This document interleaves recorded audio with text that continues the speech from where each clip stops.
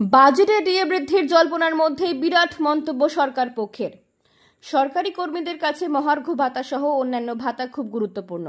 এদিকে সেই ডিএ নিয়েই বিপুল পার্থক্য তৈরি হয়েছে কেন্দ্র এবং সরকারের মধ্যে। গত বছরের শুরুতেই কেন্দ্রীয় সরকার কর্মীদের 50% করে ডিএ দেওয়া শুরু করেছিল এবং কয়েক মাস যেতেই লক্ষ্মী পুজোর দিন থেকে কেন্দ্রীয় সরকারি কর্মচারীরা 53% হারে ডিএ পাওয়ার কথা ঘোষণা করে দিয়েছিল। এদিকে কেন্দ্রীয় সরকারি কর্মচারীদের ডিএ বৃদ্ধির ফলে পশ্চিমবঙ্গে সরকারি কর্মচারীদের সঙ্গে পার্থক্য বৃদ্ধি পায় অনেকটাই।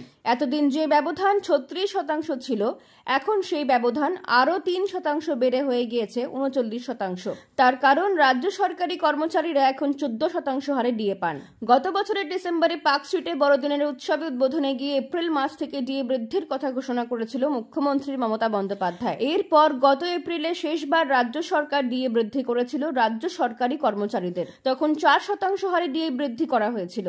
এদিকে বছরের পর বছর ধরে কেন্দ্রীয় হারে ডিএর বৃদ্ধির দাবিতে আন্দোলন করে চলেছে বিভিন্ন সরকারি কর্মচারীদের সংগঠন। এমনিতেই কেন্দ্রীয় সরকারি কর্মচারীদের থেকে ডিএর ফারাক অনেকটাই বড় হওয়ায় রাজ্য সরকারি কর্মচারীদের মনে প্রবল ক্ষোভ তৈরি হয়েছে এবং তার উপর আরেক দল আবার ডিএ বৃদ্ধি না হওয়ায় সরাসরি কেন্দ্রীয় সরকারকে দায়ী করেছে। সূত্রের খবর, রাজ্যের শাসক দল তৃণমূল কংগ্রেসপন্থী সরকারি কর্মচারী ফেডারেশনের এক নেতা দাবি করেছেন, রাজ্য সরকারি কর্মচারীদের প্রতি অত্যন্ত সহানুভূতিশীল মুখ্যমন্ত্রী মমতা বন্দ্যোপাধ্যায়। তিনি সর্বদা চেষ্টা করেন কর্মীদের দাবি মেটানোর, কিন্তু পশ্চিমবঙ্গ সরকারের সঙ্গে বঞ্চনা করেছে কেন্দ্রীয় সরকার। প্রাপ্য টাকা দিচ্ছে না, যার ফলে রাজ্য সরকারের ডিএ বৃদ্ধি পাচ্ছে না।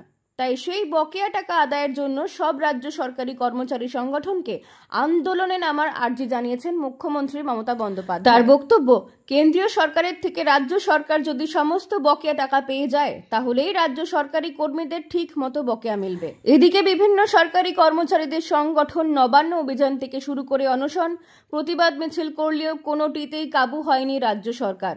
নিজের সিদ্ধান্তে অটুট রয়েছে। এদিকে আর কিছুদিন পরেই রাজ্য বাজেট ঘোষণা হতে চলেছে। তবে এবার আশঙ্কা করা হচ্ছে বাজেট ঘোষণার মাধ্যমেই হয়তো সরকারি কর্মীদের ডিএর পরিমাণ বাড়ানো হবে। আসলে বছর ঘুরতেই বিধানসভা নির্বাচন, সেক্ষেত্রে তৃণমূল সরকার নিজের ক্ষমতা আরও দাবিয়ে রাখার জন্য আগামী 12ই ফেব্রুয়ারি রাজ্য বাজেটে চমক আনতে পারে বলে মনে করছে সবাই, যেখানে সাধারণ মানুষের বিভিন্ন প্রকল্পের টাকা বাড়ানোর পাশাপাশি আশঙ্কা করা হচ্ছে সরকারি কর্মীদের ডিএ বৃদ্ধির।